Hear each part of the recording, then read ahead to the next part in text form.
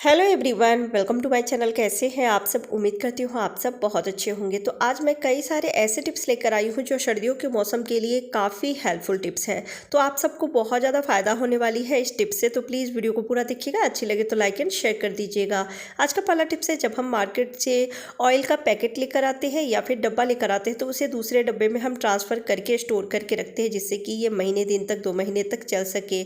तो इसी डब्बे से तो हम यूज़ नहीं कर सकते, क्योंकि कई बार होता है कि मिस्टेक से गिर जाती है तो फिर सारे ऑयल गिर जाएंगे और बहुत ज़्यादा नुकसान हो जाएगा। तो छोटे वाले डब्बे में रख लेते हैं, जिससे कि हम डेली यूज़ कर सके। तो ट्रांसफ़र करते समय कई बार ऑयल जो है वो गिर जाती है, सरफेस गंदे हो जाते हैं, या फिर जिस भी डब्बे में हम रखते हैं डेली यूज़ करने के लिए, तो उसमें भी थोड़ा थोड़ा ऑयल यूज़ करते समय वो नीचे की तरफ गिर के आती है, और जहाँ पर भी उस बॉटल को रखते हैं सरफेस गंदे हो जाते हैं। या यूज़ करते समय तेल का जो छींटा है वो किचन काउंटर पे गिरती है या फिर गैस स्टोव पे गिरती है। तो उसे क्लीन करने के लिए ज़्यादातर हम सभी किचन टॉवल का यूज़ करते हैं, जो कि बिल्कुल ही गलत है। जब किचन टॉवल से साफ़ करते हैं तो वो पूरे टॉवल में ऑयल की चिपचिपाहट लग जाती है, और फिर जब तक आप उसे गुनगुना पानी में डिटर्जेंट के साथ साफ़ नहीं करते हैं वो साफ़ नहीं होती है। सर्दियों के मौसम में पानी ज़्यादा यूज़ करने का मन नहीं होता है, क्योंकि टंकी का पानी बहुत ज़्यादा ठंडा होता है। बर्तन धोना, किचन की क्लीनिंग करना मजबूरी होती है। लेकिन अगर हम छोटे छोटे टिप्स के साथ अगर यही काम करते हैं तो पानी की भी कम खर्च होती है, साथ में हमें सर्दियों के मौसम में पानी में ज़्यादा देर तक काम भी करना नहीं होता है। तो आप जैसे घर में पुराने कपड़े बहुत सारे होते हैं, बच्चों की टी शर्ट हो गया या फिर हमारे ड्रेस होते हैं या पुराना शर्ट हो गया, तो उसके छोटे छोटे टुकड़े कर लीजिए। वैसे भी तो पुराने कपड़े फेंक ही देते हैं, जिसे हम नहीं यूज़ करते हैं, नहीं पहनते हैं, तो उसके छोटे छोटे टुकड़े करके और किसी भी डब्बे में भर के रख लीजिए या फिर पॉलीथीन में बंद करके रख लीजिए। और जहाँ पर भी दूध, चाय या फिर ऑयल गिर जाती है तो वहाँ पर इन छोटे छोटे टुकड़ों से पहले क्लीनिंग कर लीजिए। क्योंकि जब किचन टॉवल से अगर हम दूध या चाय, ऑयल को क्लीन करते हैं तो स्मेल रह जाती है। जब तक हम गुनगुना पानी में डिटर्जेंट के साथ उसे क्लीन ना करें वो चिपचिपाहट नहीं जाती है, वो स्मेल नहीं जाती है। तो इसमें गैस की भी खर्च ज़्यादा हो जाती है और समय भी खर्च होते हैं, साथ साथ परेशानियाँ भी होती है। ठंड के मौसम में ज़्यादा पानी नहीं यूज़ करने का मन होता है।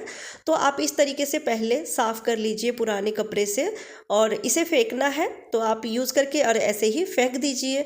और उसके बाद जब किचन टॉवल से साफ़ करेंगे तो आपको पानी भी ज़्यादा यूज़ नहीं करना पड़ेगा और काम भी फटाफट हो जाएंगे। तो सर्दियों के मौसम में इस टिप्स से अगर आप काम करते हैं तो काम भी फटाफट हो जाएंगे और समय की भी बचत होगी, साथ में गैस की भी बचत होगी और पानी भी ज़्यादा यूज़ नहीं करना पड़ेगा। तो कैसा लगा आपको ये आइडिया? कमेंट करके ज़रूर बताइएगा।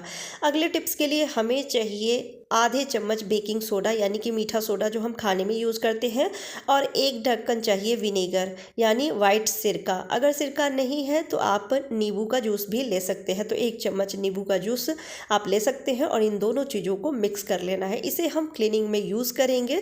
तो चलिए बताती हूँ कि कैसे हमें क्लीनिंग में यूज़ करना है। तो सबसे पहले तो हमें ले लेना है एक पुरानी सी कंघी और पुराना सॉक्स, पर ध्यान रखना है कि वो दोनों ही साफ़ सुथरे होने चाहिए। तो सॉक्स भी अगर पुराना है, फटा है, पर उसे धो के अच्छे से सुखा लीजिए और उसके बाद हमें लेना है। तो कंघी को सॉक्स में हमें इस तरीके से डाल लेना है, और अब ये जो सॉल्यूशन बनाए हैं इस सॉल्यूशन को कंघी के ऊपर हमें रखना है, यानी सॉक्स के ऊपर लगाना है। और अब चलिए बताती हूँ कि इसे कैसे हमें क्लीनिंग में यूज़ करना है। तो फ्रिज की क्लीनिंग तो हम सभी करते हैं, लेकिन फ्रिज के जो मेन डोर होता है उसमें रबर लगे रहते हैं, उसकी क्लीनिंग का ध्यान नहीं देते हैं, जिस वजह से उसमें बहुत ज़्यादा गंदगी हो जाती है, धूल डस्ट पड़ जाते हैं, साथ में कई बार तो उस पर कीड़े भी हो जाते हैं। तो इसकी भी समय समय पे ज़रूर क्लीनिंग करनी चाहिए। आप देख सकते हैं कि ये कितना गंदा है। तो हम कपड़े से भी इसकी क्लीनिंग कर सकते हैं, लेकिन जो साइड में जो रबर लगा हुआ रहता है तो वहाँ पे कंघी की मदद से ही या कोई भी नुकीली चीज़ की मदद से ही क्लीनिंग कर सकते हैं। लेकिन अगर हम चाकू से या कोई भी कैंची से अगर हम क्लीन करने की कोशिश करते हैं तो कई बार रबर कट भी जाती है, तो ये ख़राब हो जाएगा। और अगर फ्रिज का जो रबर है वो ख़राब हो जाए तो फिर फ्रिज अच्छे से बंद नहीं होती है। तो इसके लिए आप कंघी की मदद से ही क्लीन करें तो ये ज़्यादा बेहतर है, अच्छे से क्लीन भी हो जाती है और रबर ख़राब होने के डर भी नहीं होते हैं। ये रबर निकाल के भी क्लीन किया जा सकता आता है, लेकिन जब बार बार इस रबर को निकाल के क्लीनिंग करते हैं तो ये रबर लूज़ हो जाती है। लूज़ होने की वजह से जो फ्रिज का डोर है वो अच्छे से लॉक नहीं होती है, बंद नहीं होती है। और अगर अच्छे से बंद नहीं होगी तो फ्रिज कूलिंग कम करेगा, और अगर कूलिंग अच्छे से नहीं होती है तो फिर बिजली का कंजप्शन भी बहुत ज़्यादा हो जाता है, तो इससे बिजली की बिल भी बहुत आते हैं। तो इस तरीके से क्लीन करना ही बेहतर रहती है। तो आप पहले कंघी की मदद से जो साइड साइड में गंदगी है उसे क्लीन कर लीजिए, और उसके बाद जो सॉक्स है उसे एक बार धो लीजिए। धोने के बाद अच्छे से पानी निचोड़ के और इस सॉल्यूशन को हल्का सा लगा के इस तरीके से आप फ्रिज के डोर को, रबर को अच्छे से क्लीन कर लीजिए। तो इससे जो भी गंदगी होगी वो क्लीन हो जाएगी, साथ में किसी भी तरह के कीड़े मकोड़े भी नहीं होंगे। क्योंकि अगर इसकी क्लीनिंग का ध्यान ना रखा जाए तो कई बार आप देखेंगे कि जो कॉकरोच होते हैं उसके छोटे छोटे अंडे भी इसमें हो जाते हैं। तो इसकी क्लीनिंग का जरूर ध्यान रखना चाहिए। फ्रिज में कई बार हम प्याज कटा हुआ रख देते हैं या अचार चटनी खुले हुए रख देते हैं, तो उससे फ्रिज में अजीब सी बैड स्मेल आने लगती है। तो उसकी क्लीनिंग के लिए भी आप क्या करें, सारा सामान निकाल के ये जो सॉल्यूशन बनाए हैं स्प्रे बॉटल में भर के स्प्रे कर सकते हैं और फिर साफ़ कर लीजिए। नहीं तो आप ऐसे ही थोड़ा थोड़ा इस सॉल्यूशन को रख के और फिर कोई भी सॉफ्ट कपड़ा से, साफ़ सुथरा कपड़ा हो, उससे अच्छे से क्लीन कर लीजिए। तो फ्रिज अच्छे से क्लीन भी हो जाती है, जो भी बैड स्मेल होती है वो भी दूर हो जाती है। तो ये बहुत ही बढ़िया तरीका है फ्रिज की क्लीनिंग का, और साथ में बैड स्मेल भी इससे दूर हो जाती है। अगला जो टिप शेयर करने जा रही हूँ ना, ये हर उम्र के लिए काफ़ी हेल्पफुल होने वाली है। सर्दियों के मौसम के लिए तो ये बहुत ज़्यादा हेल्पफुल टिप्स है। रोटियां तो हम सभी के घरों में बनती है। रोटी बनाने के बाद तवा को ऐसे ही छोड़ देते हैं ठंडा होने के लिए। तो उस वक्त आप क्या करें, उस तवे पर थोड़ा सा चावल रख दीजिए, लगभग आधी कटोरी जितना, और उसमें रखना है 8 से 10 लहसुन की कलियां।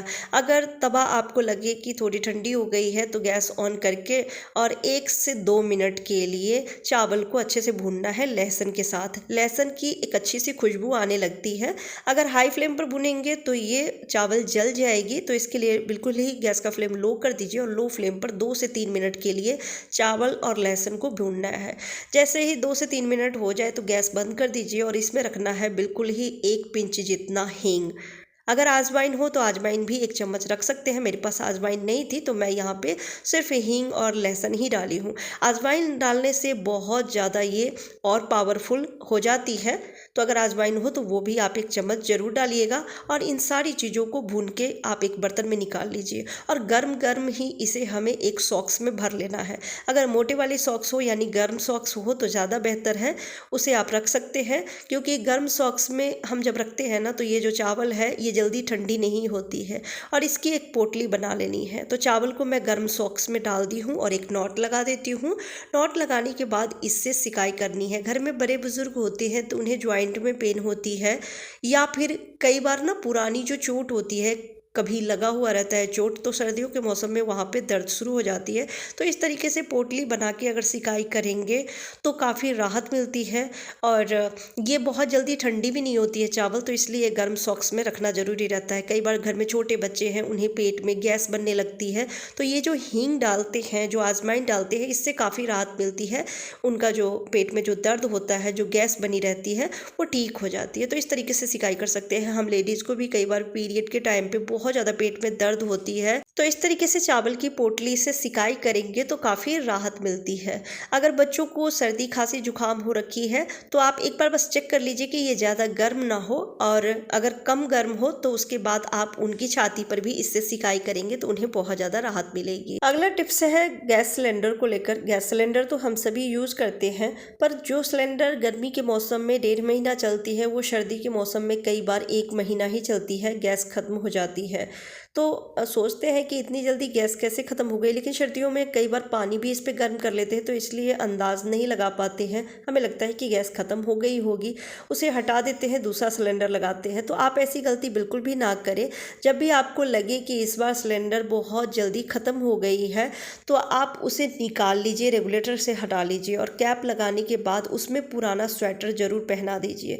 कोई भी फटा पुराना जैकेट हो, बच्चों का स्वेटर हो, या फिर बड़ों हल्के भी स्वेटर हो तो उसे आप इस तरीके से पहना के और 1-2 घंटे के लिए रहने दीजिए या पूरे दिन के लिए ज़रूर छोड़ दीजिए, या फिर कोई शॉल हो, कंबल हो तो उससे आप ज़रूर लपेट दीजिए।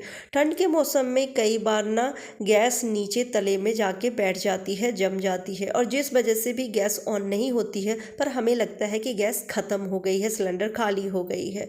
तो इस तरीके से एक बार ज़रूर ट्राई करके देखिएगा। अगर सिलेंडर में गैस होगी तो वो वापस से यूज़ हो जाएगी, अगर नहीं होती है तो फिर आपको पता चल जाएगा, क्योंकि इस तरीके से हमारे गैस बहुत ज़्यादा वेस्ट हो जाते हैं।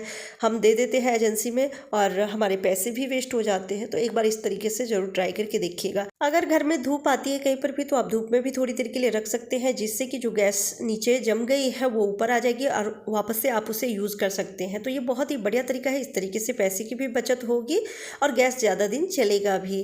अगला जो टिप्स है, खाली सिलेंडर हम सभी के घरों में होती है, एक एक्स्ट्रा सिलेंडर तो होती है, चाहे खाली हो या फिर भरा हुआ हो। तो इस तरीके से अगर रख देते हैं सिलेंडर, देखने में अच्छा नहीं लगता है, तो आप क्या करें, कोई भी पुराना सा स्वेटर आप उसे पहना दीजिए, या फिर शॉल है तो शॉल से ही इसको कवर कर दीजिए। उसके बाद ऊपर से कोई खाली डब्बे का ढक्कन हो तो वो आप ले लीजिए, या फिर कोई पाटला हो तो आप ऊपर से रख सकते हैं, और एक फ्लावर पॉट ऊपर रख दीजिए। तो इस तरीके से जब सिलेंडर कहीं पर भी पड़ा रहेगा तो देखने में बहुत ही प्यारा लगेगा, क्योंकि ये कवर हो जाती है तो बुरा नहीं लगता है, अच्छा लगेगा। तो कैसा लगा आपको आज के सारे टिप्स, सारा आइडिया कमेंट करके ज़रूर बताइएगा। अच्छी लगी हो तो वीडियो को लाइक एंड शेयर कर दीजिएगा। चैनल पर पहली बार आए हैं तो सब्सक्राइब करके बेल आइकन ज़रूर प्रेस कर दीजिएगा, जिससे मेरी हर वीडियो की नोटिफिकेशन सबसे पहले आप तक पहुँचे। Bye bye, take care.